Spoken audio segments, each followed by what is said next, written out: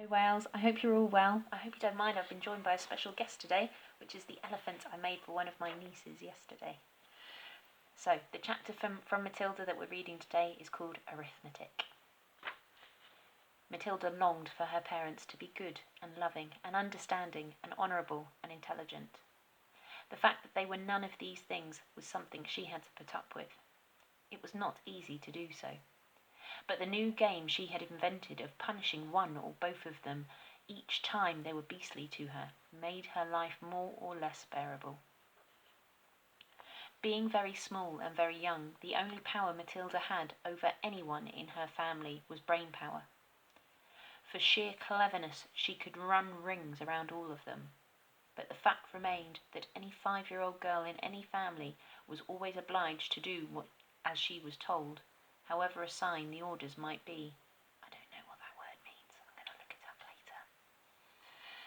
Thus, she was always forced to eat her evening meals out of TV dinner trays in front of the dreaded box. She always had to stay alone on weekday afternoons, and whenever she was told to shut up, she had to shut up. Her safety valve, the thing that prevented her from going round the bend, was the fun of devising and dishing out these splendid punishments, and the lovely thing was that they seemed to work, at any rate for short periods. The father in particular became less cocky and unbearable for several days after receiving a dose of Matilda's magic medicine. The parrot in the chimney affair quite definitely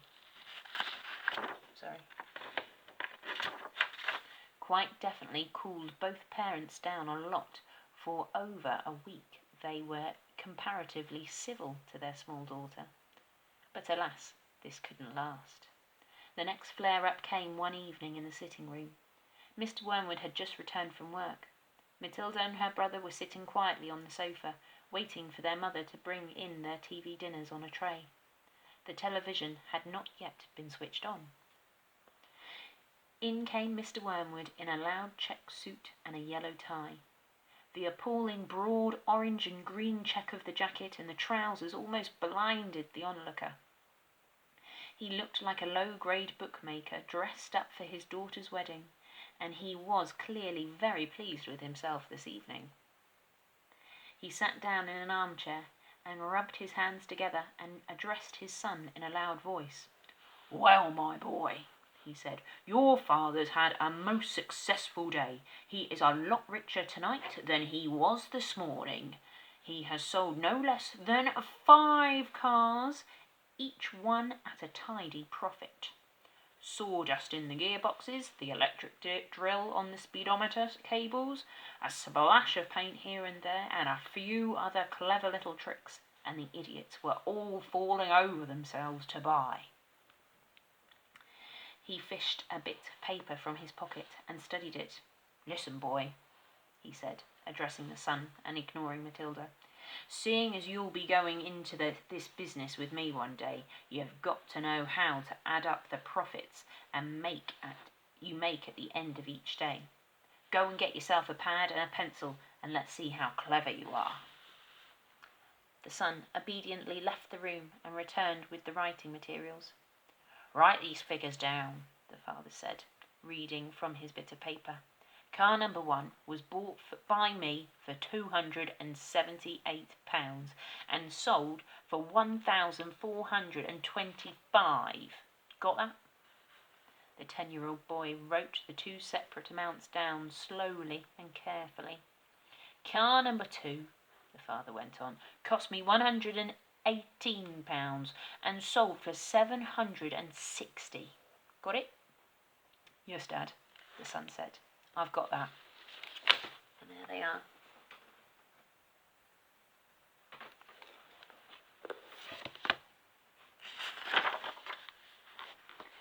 "Car number 3 cost me £111 and sold for £999.50. "Say that again," the son said.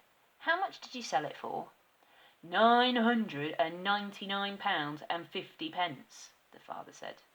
"And that, by the way, is another of my nifty little tricks to diddle the customer.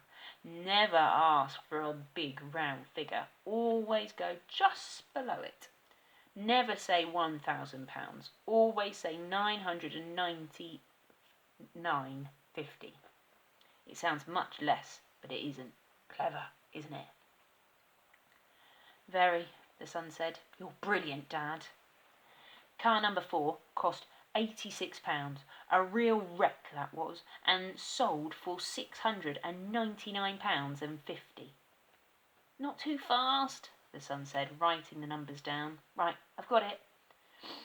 Car number 5 cost £637 and sold for £649.50. Got all those figures written down, son? Yes, Daddy, the boy said, crouching over his pad and carefully writing. Very well, the father said. Now work out the profit I made on each of the 5 cars and add up the total. Then you'll be able to tell me how much money your rather brilliant father made altogether today. That's a lot of sums, the boy said. Of course it's a lot of sums, the father answered. But when you're in big business like I am, you've got to be hot stuff on arithmetic. I've practically got a computer inside my head. It took me less than 10 minutes to work the whole thing out. You mean you didn't do it in your head, Dad? The son asked, goggling. Well, not exactly, the father said. Nobody could do that. It didn't take me long. When you're finished, tell me what you think my profit was for the day. I've got the final total written down here, and I'll tell you if you're right. Matilda said quietly, Dad, you made exactly £4,303.50 altogether. Don't butt in, the father said. Your brother and I are busy with high finance. But, Dad... Shut up, the father said. Stop guessing and trying to be clever. Look at your answer, Dad, Matilda said gently. If you've done it right, it ought to be £4,303.50. Is that what you've got, Dad? The father glanced down at the paper in his hand. He seemed to stiffen. He became very quiet. There was a silence. Then he said, Say that again. £4,303.50, Matilda said. There was another silence. The father's face was beginning to go dark red. I'm sure that's right. You little cheat, the father suddenly shouted, pointing at her with his finger. You looked at my bit of paper. You read it off what I've got written here.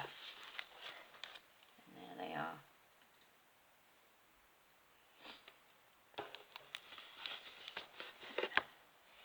Daddy, I'm on the other side of the room, Matilda said. How could I possibly see it? Don't give me that rubbish, the father shouted. Of course you looked. You must have looked. No one in the world could give the right answer just like that, especially a girl. You're a little cheat, madam. That's what you are, a cheat and a liar. At that point, the mother came in carrying a large tray on which were the 4 suppers. This time it was fish and chips, which Mr. Wormwood had picked up from the fish and chip shop on his way... Mrs. Wormwood had picked up on her way home from bingo. It seemed that bingo afternoons left her so exhausted, both physically and emotionally, that she never had enough energy left to cook an evening meal. So, if it wasn't TV dinners, it had to be fish and chips. What are you looking so red in the face about, Harry? She said, as she put the tray down on the coffee table. Your daughter's a cheat and a liar, the father said, taking his plate of fish and chips and placing it on his knees. Turn the telly on and let's not have any more talk. And that's the end of that chapter. I hope you have a lovely day and I will see you soon. Bye!